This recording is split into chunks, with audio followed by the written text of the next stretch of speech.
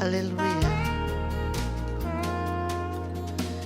Deus, não há como descrever sua grandeza e seu poder. Não há outro igual a ti. Sim, quando desço reconheço que foi pago um alto preço por mim. Eu vou descer a casa do oleiro e o meu Senhor irá me refazer. Eu vou descer pra glória e honra dele. Eu vou descer pra Deus aparecer. Glória seja dada a Deus.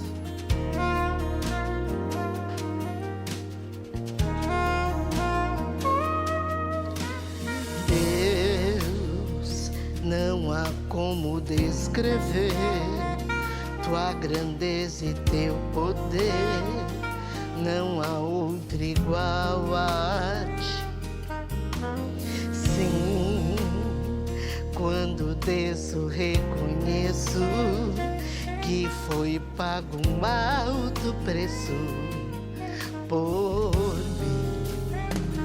Eu vou descer a casa do oleiro e o meu Senhor irá me refazer. Eu vou descer pra glória e honra dele. Eu vou descer pra Deus aparecer. Eu vou descer a casa do oleiro e o meu Senhor irá me refazer. Eu vou descer pra glória e honra dele. Eu vou descer pra Deus aparecer.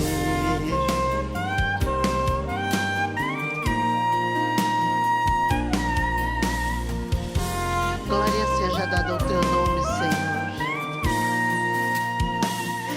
Eu te dou glória.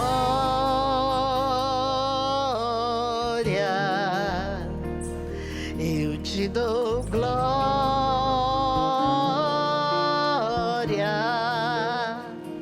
Eu te dou glória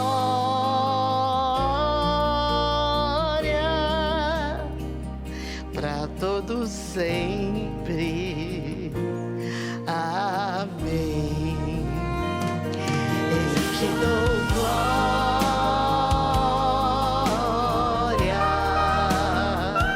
Eu te dou glória.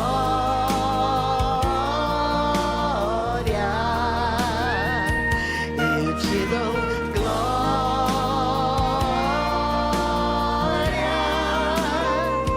pra todos sempre. Amém. Pra todos sempre.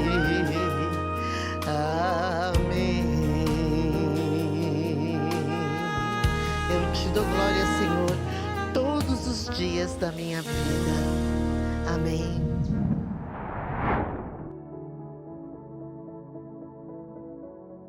A paz do Senhor, amada igreja, amado irmão e irmã, sejam bem-vindos a mais um culto da série Falando de Deus. E dando continuidade dos cultos com o tema Liberdade, hoje nós vamos entrar no episódio 9, que é o penúltimo episódio dessa série de cultos. Se você perdeu algum dos cultos passados ou episódios passados, basta você ir lá no canal do Ministério Folha em Branco, no YouTube, lá dar um clique, assistir, compartilhe também esses cultos com seus conhecidos, com parentes, com a família, para que todos também sejam abençoados. Não se esqueça, todas as quartas-feiras, às 18 horas, nós ministramos um culto especial para nossas vidas, para o alimento do nosso coração, da nossa alma. Participe, compartilhe, fale com os seus conhecidos para que você possa também ser um missionário do Senhor, levando a palavra de Deus àquele que tanto precisa, a palavra que cura, que liberta e que transforma. A sua participação é extremamente importante para a obra de Deus. Amém? Glória a Deus. Eu quero fazer uma introdução de uma pesquisa que eu fiz e eu achei um relato muito interessante de uma pessoa que eu não consegui identificar o nome, mas que ela dá um exemplo, assim, realmente bem interessante mesmo, de por que uma pessoa ela acaba sendo condenada a uma determinada situação, ou condenada pelos seus pecados, né? Porque ela rejeita a graça oferecida por Deus. E ele faz então, conta uma história exemplificando, né? E deixando o alerta de que nós não devemos rejeitar a salvação de Cristo. Ele começa a história dizendo assim: essa história relata a vida de um jovem preso nos Estados Unidos e que estava na fila da morte devido aos seus crimes.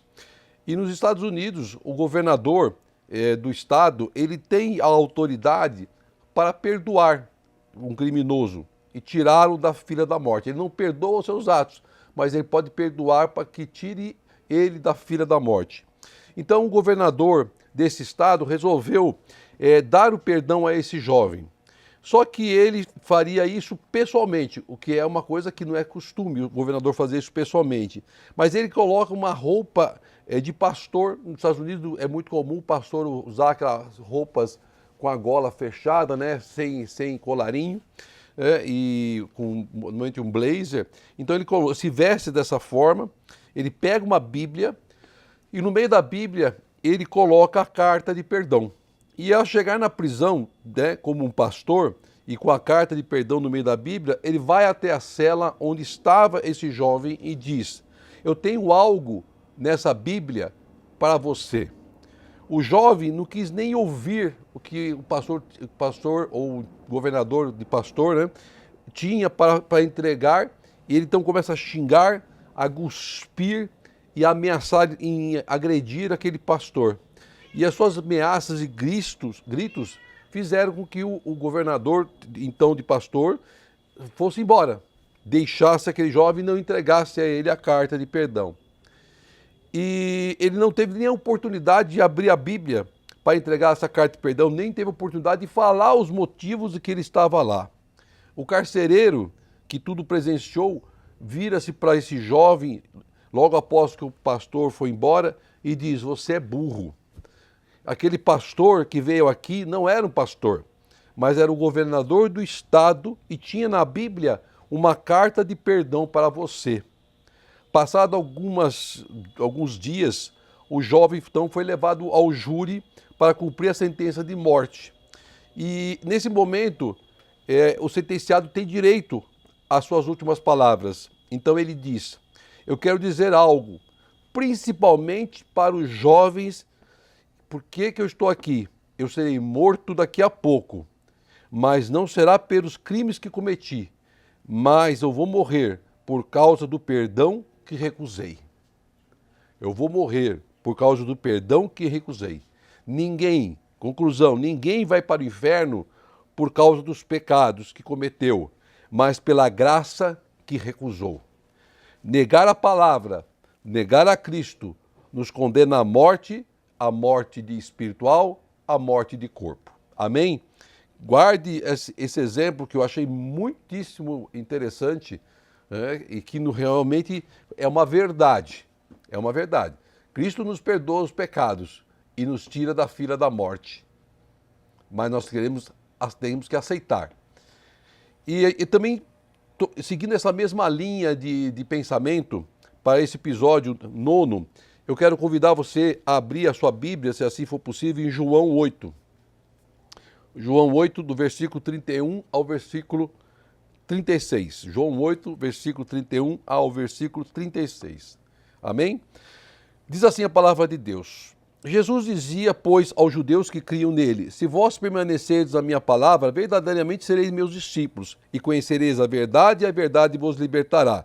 Respondeu-lhe: somos descendentes de Abraão e nunca servimos a ninguém. como dissestes tu, serei livres? Respondeu-lhe Jesus, em verdade vos digo, que todo aquele que comete pecado é servo do pecado. Ora, o servo não fica para sempre em casa, o filho fica para sempre. Se, pois, o filho vos libertar, verdadeiramente sereis livres. Amém? Glória a Deus. Billy Graham, um grandíssimo pastor, fantástico. Se você tiver oportunidade, assista às pregações do pastor Billy Graham, um homem de Deus, né? Infelizmente não está mais conosco, mas está nos braços do Senhor. E uma das suas pregações, ele fala do pecado, ele diz o seguinte: o pecado é um sedativo. Veja que o pecado é excitante no início e então perde a graça. E depois de um tempo, você perde a consciência e a sensibilidade do pecado, ou a sensibilidade ao pecado. E a sua consciência se torna morta. E que coisa terrível é quando a sua consciência está morta. Quantos de vocês, quando ouvem o Evangelho, há anos atrás, ficavam com lágrimas nos olhos? A palavra de Deus tocava em sua consciência. Agora você pode ouvir a pregação do Evangelho e nem se importa mais. Você apenas desliga. Há um sono, a Bíblia diz, um sono até a morte, um sono espiritual, que é produzido pela prática prolongada do pecado, que mata a consciência, endurece a consciência. Verdadeiramente essa palavra, ela nos mostra o quão mal é o pecado para nossas vidas, o quão mal o pecado nos deixa adormecidos, anestesiados. Quantos não percebem isso acontecer em suas vidas? O pecado, ele anestesia a mente a ponto de tirar de nós todo e qualquer sentimento, amor, desejo de estar com Cristo, de ouvir a palavra, de se alimentar da palavra, de congregar. Ele tira aos poucos esse desejo como uma enfermidade. E é exatamente isso que ensina a palavra em João 8, que nós acabamos de ler. E a palavra nos alerta para o risco de nós nos tornarmos escravos do pecado. O homem tem uma ideia errada, muitas vezes, do poder do pecado. Achamos que pecado só se resume em adultério, em matar ou grandes mentiras. Pecadinhos ficam fora dessa lista.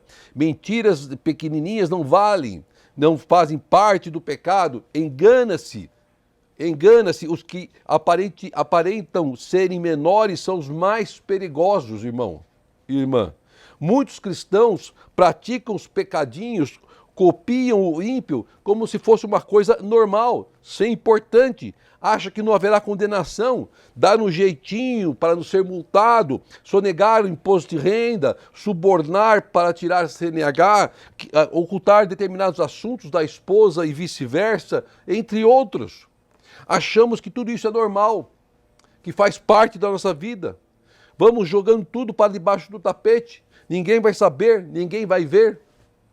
Engano.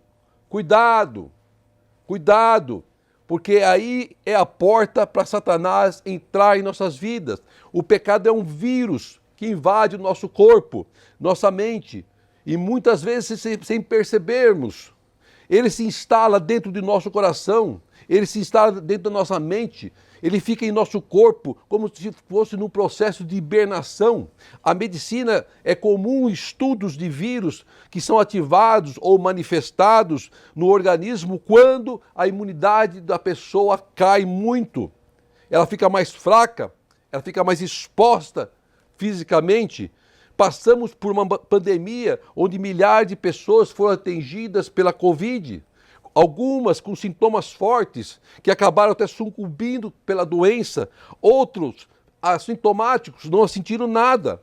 Como explica isso? O organismo é mais forte e resistente em um do que no outro. É a mesma coisa em relação ao pecado.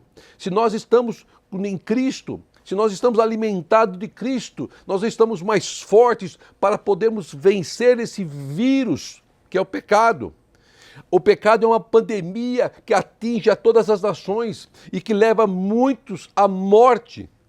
os mais fortes espiritualmente são assintomáticos e não sentem os ataques do vírus do pecado e superam rapidamente. Agora, os mais fracos na fé, em pecado, sucumbem a esse vírus e são levados à morte.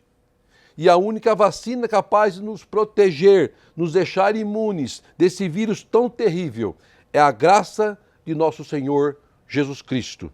Por isso que a palavra diz lá, no versículo 31, Jesus dizia: pois aos judeus que criam nele, se vos permanecerdes na minha palavra, verdadeiramente serão meus discípulos, e conhecereis a verdade os libertará.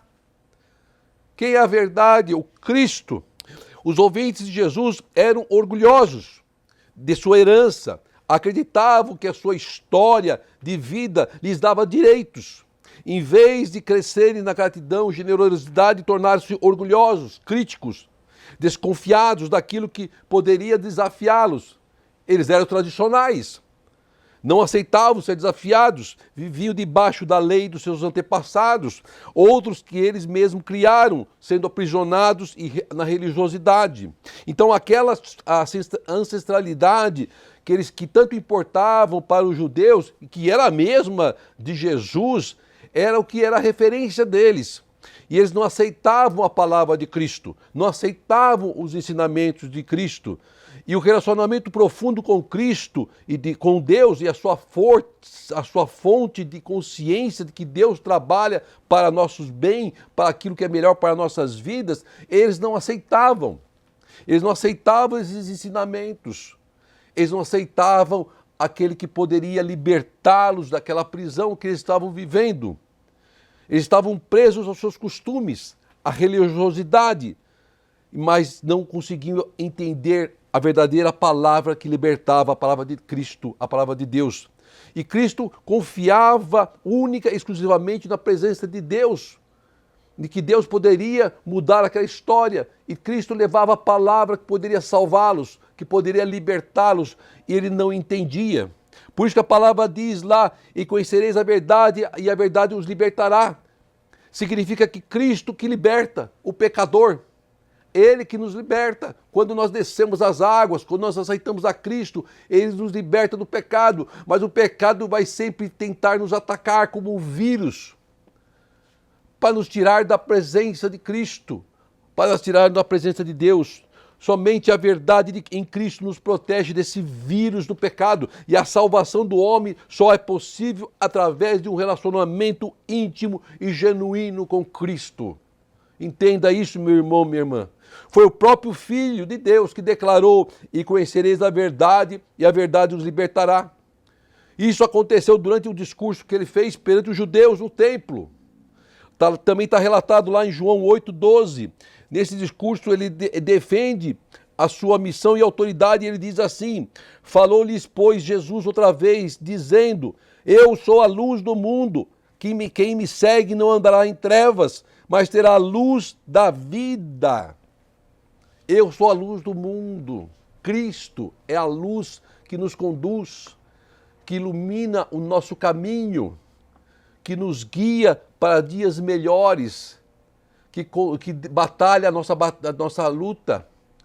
Esse é o Cristo. Quando o apóstolo João registrou esse momento tão maravilhoso de Cristo, as palavras aqui descritas, percebemos claramente o estado de escravidão espiritual em que encontrava aquelas pessoas. Aquela multidão. Ali no meio tinha todo tipo de pessoas, do mais simples ao mais culto, do mais simples ao mais poderoso. Mas eles não conseguiam compreender, porque eles viviam numa escravidão espiritual, numa escuridão espiritual. Não importava para Cristo qual era o grau de conhecimento ou qual era o status daquelas pessoas. O que importava é que eles fossem salvos. O que importa para Deus, para a sua vida, para a sua casa, para a sua família, é que todos sejam salvos. Em nome de Jesus. Então, quando os judeus ouviram a sentença, e conhecereis a verdade, e a verdade os libertará, eles replicam. Eles contestam. Lá no versículo 33 de João 8, somos descendentes de Abraão, jamais fomos escravos de alguém, como dizes tu, sereis livres. Eles não conseguiam compreender. Ao dizer jamais fomos escravos, obviamente os judeus não estavam se referindo à sua história política ou social do povo de Israel, mas à sua vida como descendentes de Abraão. E a Bíblia mostra que os israelitas foram escravos do Egito, como foram escravos muitas vezes de outros povos, mesmo sendo descendentes de Abraão. E agora estavam vivendo uma outra escravidão de costumes, de religiosidade. Por isso que eles se sentiram ofendidos com a declaração de Cristo. Mas o que Deus queria dar para ele era uma salvação verdadeira, que transformaria a vida deles, que os libertaria dessa escravidão, dessa cegueira espiritual. E é o que Deus quer para nossas vidas, nos tirar da cegueira espiritual, nos tirar da escravidão que o mundo nos envolve, do pecadinho, que se torna daqui a pouco uma corrente presa em nossos braços, nossas pernas. Lá em Gênesis 17:7, fala exatamente dessa aliança a qual Abraão teve com Deus. Mas espera aí, Abraão de geração em geração, sim, mas Abraão teve uma intimidade profunda com o Senhor, e aquele povo não tinha essa mesma intimidade profunda com o Senhor. Deus quer que nós tenhamos, sim, a mesma promessa de Abraão, mas com uma intimidade profunda com o Senhor. E conhecereis a verdade, e a verdade os libertará. Eles ficaram irritados, porque não tinham entendimento do que Jesus estava dizendo ou ensinando. Mas nós temos esse entendimento, nós temos esse conhecimento, e nós temos que viver a palavra de Cristo, temos que viver a promessa de Deus. Se vos permaneceres na minha palavra, sois verdadeiramente meus discípulos. A resposta está aqui. Sois verdadeiramente meus discípulos. Você já parou e se autoavaliou e se perguntou, eu sou verdadeiramente um discípulo de Cristo? Você é um discípulo de Cristo? Escreve para a gente lá no chat, eu sou um discípulo de Cristo. A resposta está no próprio versículo. Se vos permaneceres na minha palavra, cumprir a palavra, todo o segredo está na palavra. Através da palavra Deus fala conosco, através da palavra Deus profetiza conosco, através da palavra Deus revela para nossas vidas, através da palavra Deus liberta, através da palavra Deus cura, através das palavras a transformação, através da palavra a libertação. O segredo está na palavra, e nos alimentarmos da palavra. Se verdadeiramente onde você está se prega a palavra, se alimente dela, não perca essa oportunidade, deixa o celular de lado, deixa lá as outras coisas de lado e se alimente dessa palavra preciosa que Deus nos dá todos os dias, com excelentes pregadores, para que se fortaleça a sua vida e você consiga vencer o pecado. Para aqueles homens, essa condição era uma ofensa. Eles estavam diante de uma revelação especial de Deus, mas não conheciam a verdade, porque estavam cegos. E somente através de Cristo é que nós podemos ser conduzidos à verdadeira libertação. O próprio Cristo diz, eu sou o caminho, a verdade e a vida. Em João 14,6, não há outro caminho, não há outro meio de você conseguir a sua liberdade. Somente Ele pode nos levar à liberdade, somente Ele pode nos levar à promessa de vida eterna. Em João 18, versículo 37, o seguinte texto: eu para isso nasci e para isso vim ao mundo, a fim de dar testemunho da verdade. Todo aquele que é da verdade ouve a minha voz. Se você ouve a voz do Cristo, você está na verdade. Você está em intimidade com o Senhor e conhecerá a verdade, e a verdade o libertará. Esse é o grande segredo. Essa pessoa de fato conhece a verdade de forma experimental. Ela vive e pratica o Evangelho. E somente através de Cristo saímos desse jugo da culpa do pecado. Somos lavados, lavados e somos libertos pelo sangue do Cordeiro. Quando o apóstolo Paulo, o grande apóstolo Paulo, diz aquelas palavras que balançam a nossa vida, o nosso ser, de alguém verdadeiramente cheio do Espírito Santo, cheio de fé, cheio do poder, lá em Filipenses 1:21, e ele relata, e ele afirma, porque para mim viver é Cristo, e o morrer é ganho, ou morrer é lucro, em outras traduções. Para mim o viver é Cristo. Esse é o verdadeiro exemplo de um homem liberto do velho homem, das cadeias do pecado, dos enganos do pecado, da vontade do mundo, liberto da vontade da carne. É o exemplo que ele nos deixa e é o exemplo que nós temos que ter para nossas vidas. Deus quer nos usar de forma especial, milagrosa. E a liberdade virá através da vontade de Deus e da ajuda do Senhor em nossas vidas. Não olhe para Cristo. Ele é o autor de todas as coisas. É Ele que vai te entregar a verdadeira liberdade. Não perca essa oportunidade que Deus coloca em nossas mãos, através dos ensinamentos da sua palavra, da palavra revelada. Seja um vencedor e livre em Cristo Jesus. É que eu peço para a sua vida em oração, para a sua família.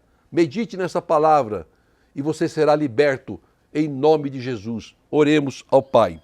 Querido e amado Deus, quero te agradecer por essa palavra abençoada, Senhor, e que nos ensina que o pecado é uma doença terrível, um vírus que ataca toda a humanidade, Senhor amado. Muitas vezes ele fica como incubado em nossa mente e nosso coração. E quando nós nos enfraquecemos, ele vem com toda a força para tentar nos destruir e nos levar à morte.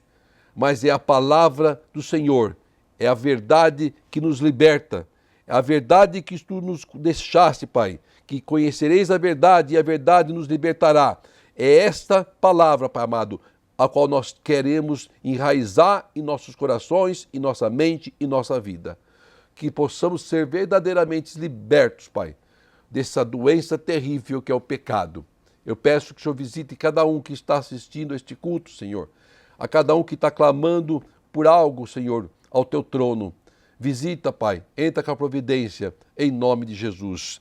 É que eu te peço hoje e sempre. Que o grande amor de Deus, a graça de nosso Senhor e as doces consolações do Espírito Santo esteja com todos, hoje e sempre. Amém e amém. Glória seja dada a ti, Senhor.